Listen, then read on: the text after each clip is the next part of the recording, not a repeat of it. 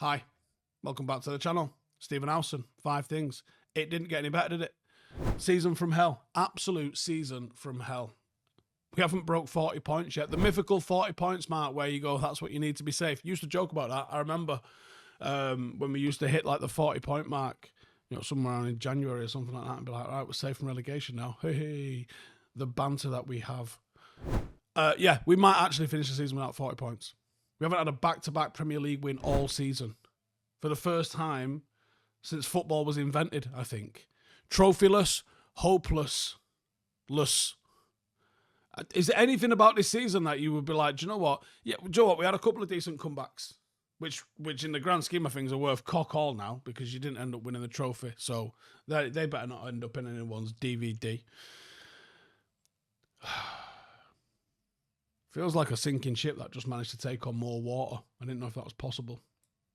We were given a lifeline for a bit of silverware, and the manager was given a bit of a lifeline as well by, you know, you've gambled on, and you have gambled. At some point in the season, he's gone, do you know what? When that Newcastle team sheet came out, you went, yeah, you don't give a fuck about the league anymore. And ultimately, we're just, even if we'd have won all the games from that point, we're still finishing, what, fucking 12th at best? That's the truth. But you cannot be Manchester United manager and oversee a 15th, 16th, 17th place finish in the Premier League and just think everything's going to be all gravy, because it is not. It is objectively not good enough. Now, that doesn't mean immediately sack him. There has to be context placed on why have we finished here. There's a hell of a lot of players at this football club not good enough. The system might not work. Right? I am absolutely open-minded to the fact that this system may not work without some tinkering or tweaking to make it work in the Premier League. But yeah. Number 2, poor performers. Speaking about, it's so tempting to just speak about this entire season as a one now, because that feels like the symbolic end of the season, doesn't it? There is still an Aston Villa game. There is still an Aston Villa game. This weekend, actually, if anyone can be asked going, right? There is still a game this weekend. But it feels like the symbolic end of the season. So, performances. Lenny Yoro, he gets to look himself in the face after this. Everybody else, don't make eye contact with yourself in that mirror because you don't deserve to. Might have been Bruno's worst game of the season. I'd say it was Højlund's worst game of the season, but it was Højlund's typical game of the season. Mount did not show up. Luke Shaw looked like he was playing against us. Casemiro, like your guy that's done a madness in Europe, didn't really show any reason why he's a European Cup winner of the past. Maybe Mazraoui played all right. Outside of that, you're an embarrassment, the rest of you. You're an embarrassment. You should be embarrassed about that. Letting fucking Spurs win letting Spurs beat you to a trophy. Get a fucking grip, lads. Honestly. Too many players didn't show up. You have a cup final, you can get away with 1 or 2 passes. You can't get away with the amount that United had there tonight. Literally, our best player on the pitch is a 19-year-old centre-half. Have a fucking word with yourself. Listen, I'm not going to sit here and pretend that these shots have turned me into some mental machine overnight, because that's nonsense. You know it's nonsense, I know it's nonsense, but I have tried them and I like them. Now, here's the thing. Everyone knows that top athletes need laser-sharp focus, right? And I'm obviously not a footballer, but staying sharp does matter to me as well. And between hitting the gym and grinding through projects all day, I got to have a clear head. And honestly, some days I walk into the office and I feel like I've left my brain in the car. It happens to the best of us, right? A couple of weeks back, after some workouts, I started trying some of these Magic Mind focus shots, and I've been chucking one back every single morning for a couple of weeks, and I can genuinely say that I do feel more switched on when I have them. A little bit less distracted, a little bit more focus, and there isn't any sort of nasty crash as well.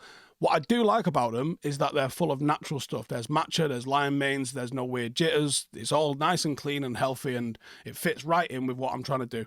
Good morning routine, a little bit of a shot. Get yourself focused, and if you fancy giving it a shot, no pun intended, then Magic Mind's hooking you up with 50% off for your first subscription welcome pack. You'll also get their Founders Productivity ebook, which is going to get thrown in, which is actually pretty solid as well. Just hit up magicmind.com and use my code StephenH50 to grab yours. No margin for error.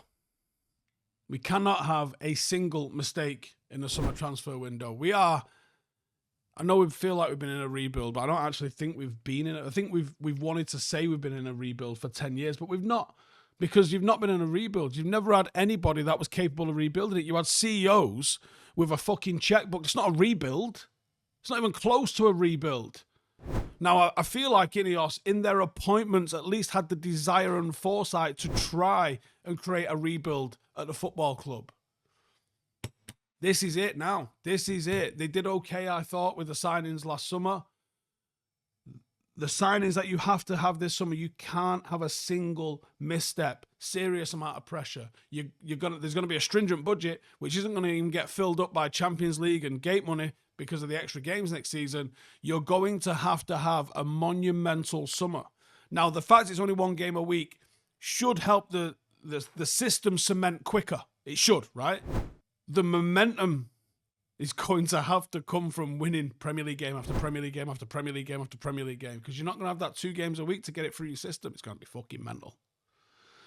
And we could get left behind. We could easily get left behind. You are at a turning point right now where Manchester United could end up doing what the likes of Liverpool and Arsenal have gone on and done, where it's 25, 30 years without winning something. It could easily be that. We're already fucking 12, aren't we? Right? 20 years will be in a fucking blink. I can still remember how the music used to fuck off, right? I can still remember going to the parade for title number 20 and not thinking, oh, that's the last one of these I'm going to, until I'm in my fucking 40s. I watched the game tonight with my son. He's a fucking man. He was a literal child.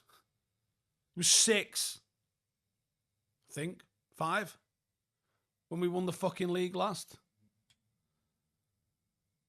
I've just had a pint with him watching a match. The fuck? Positives. This will be quick. Dogu had a couple of nice moments in there. There's fight in him, even if the quality's not quite there with him. Yoro was sensational. What a buy he's going to end up being. What a player he's going to end up being. You know, definitely going to be at the heart of United's defence for the next decade. Ahmad definitely gives me the vibes of there's match winner, even if we didn't see it from him tonight. There's definitely a match winner in there, for sure. Right, that's the positives done.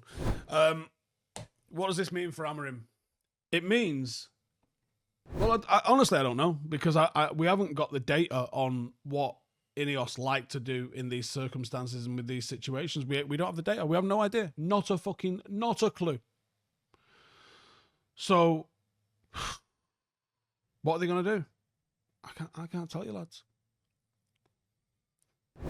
You would assume that if next season looks like we're not going to have that top 6 finish, they'll pull the trigger, drag him out the back and fucking put a bullet in his head. You feel like that's what will happen. How far are you allowing it to slide? Who do you replace him with? Have you signed or started to at least assemble some sort of a squad in his image? Have you know what? You've got big decisions to make over Marcus Rashford, Anthony, Sancho.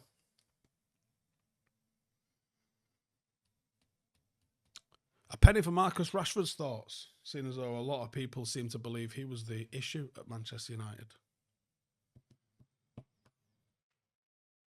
When you can't score a goal, and you've got one of the most deadly wingers in the country. Probably be visiting Old Trafford this weekend with his new team, Aston Villa. Right, player ratings will be back out in a bit. That'll be a shit show if you want to tune in for a laugh. See in a bit.